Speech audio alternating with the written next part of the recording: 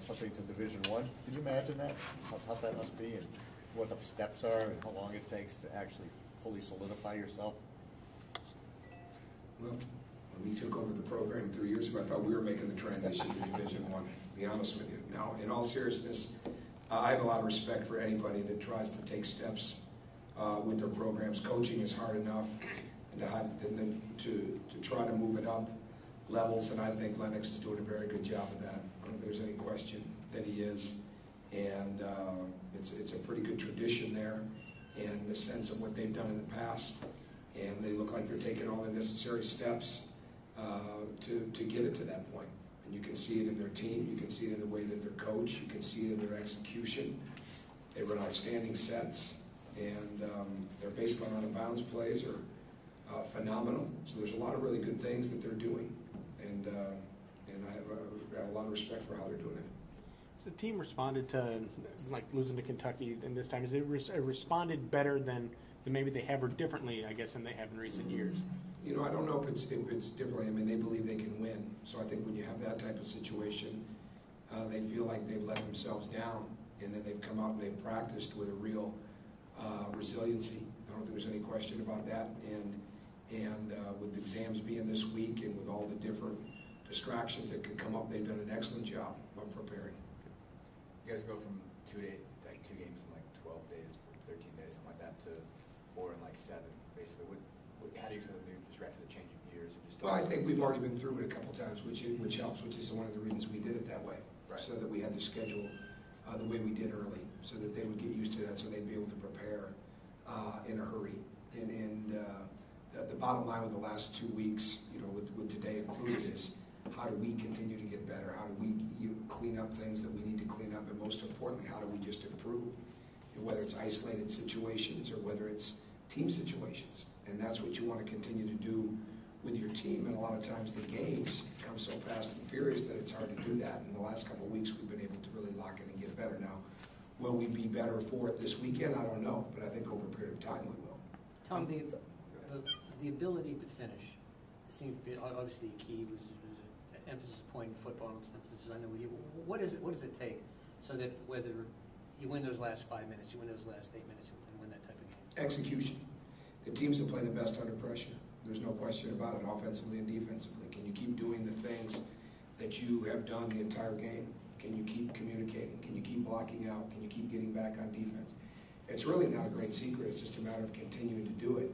And the pressure so much is what you feel internally. And that's where having a team that really works together externally in the sense of communication, in the sense of building confidence in one another. Those are teams usually that finish. You know, certainly you have to make shots, you have to make free throws, you can't turn the ball over, you have to string stops together defensively, whatever the game calls for.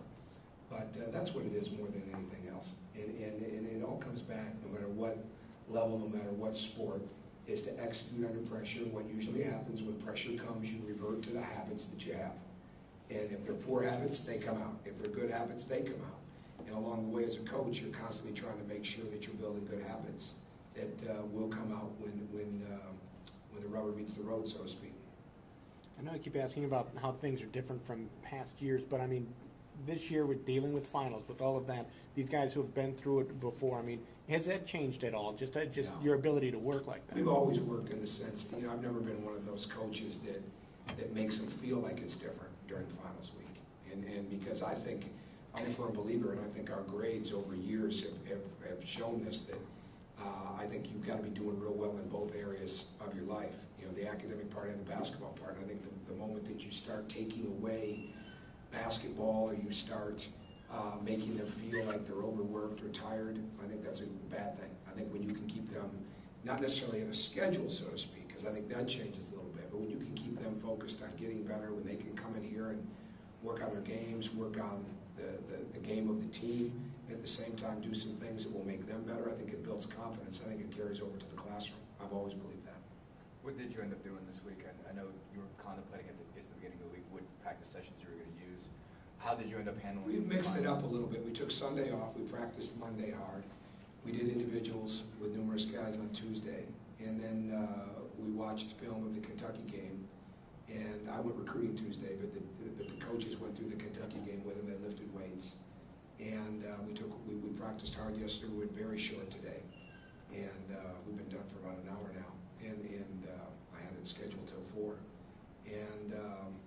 tomorrow. We'll come back Saturday and read it based on what we need to do to prepare for South Carolina State, play the game, and then we'll leave. So I think it's been a good week of when we've worked really hard. We've gotten a chance to bring different guys in to focus on different individual aspects of their game. But yet at the same time, we've had good practice sessions. You know, this type of tournament, we have 2 home games and on the road.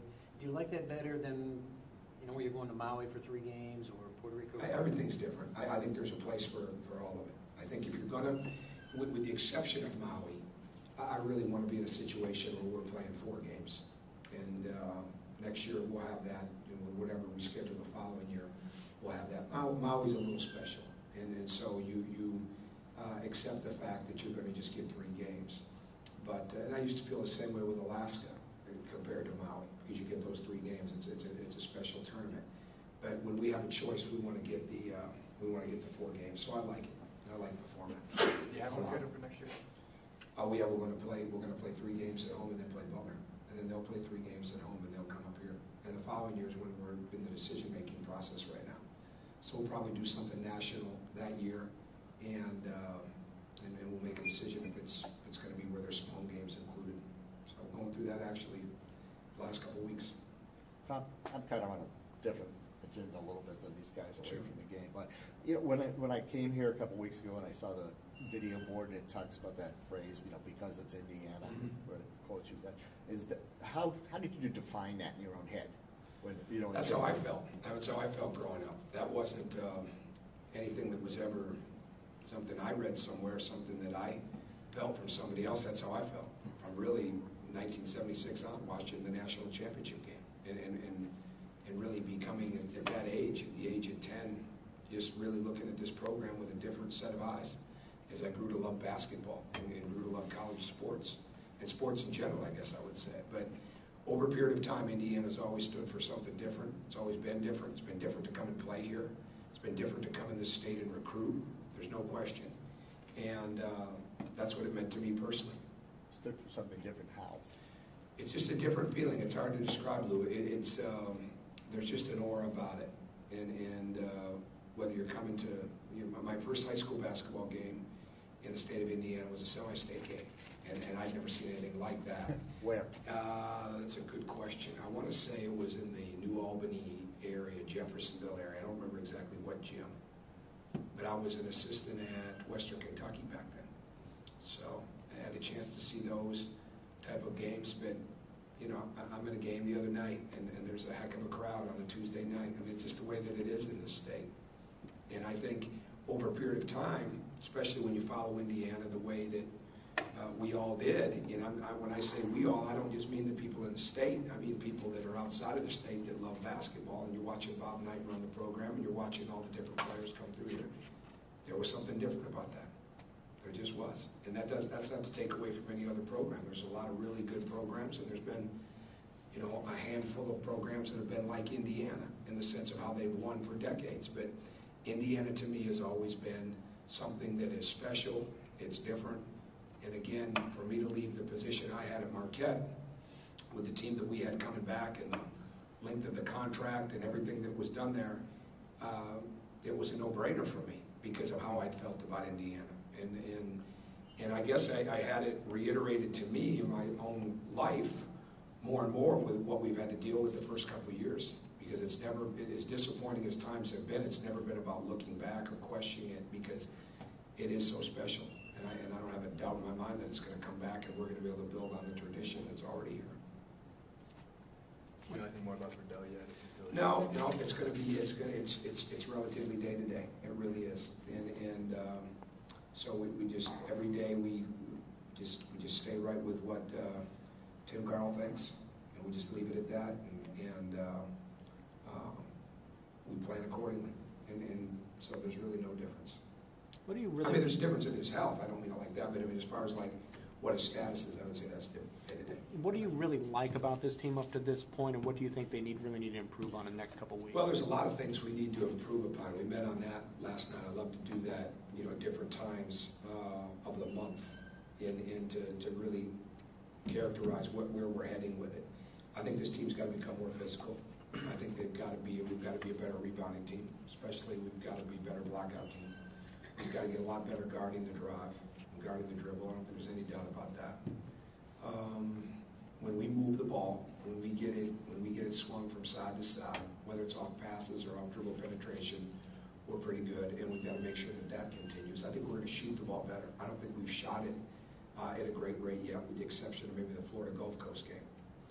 And there's a laundry list. We've got to get more points in the paint, whether it's through post-ups, whether it's through drives, but I think really through second shots. And there's certain guys that we talk about that have got to we've got to be able to do more with, and I'll keep that between us. But I mean, there's guys that we have to really focus on building certain aspects of their game and having it come out during the games. And so those are things that we talk about. And then what we do is we work accordingly with our individual instructions, with segments of practice, with film work, and that's what this time of year is all about. And what we've really tried to do is, this has been like it's almost like your Christmas break practices, so to speak, because you haven't had as many games, and they don't have a normal class schedule. So obviously next week it's different, but we'll be gone. Then we turn right back around and we practice through Christmas, because we play the 27th and the 31st and then the 4th. So it's not like you're getting a true period where you're just working on your team. That's what we tried to do last week and this week. What did you really like about Oh, it? what do I like? I love their attitude. I love their attitude. I love their willingness to work and get better. I love the maturity that's coming. Not necessarily where it's going to be, but where it's coming. I love that they're getting more and more competitive all the time. There's a good rate of improvement, with players. You can see them continuing to get better. But again, I don't even think we're scratching the surface. I think when you walk out of a game at Kentucky and you could have played a lot better, and you can always look at it and say, well, if we had this or we had that, anybody can do that. But when you can look at it and say, well, if we do this better and we start doing that better, we can win games like that. That's a good feeling.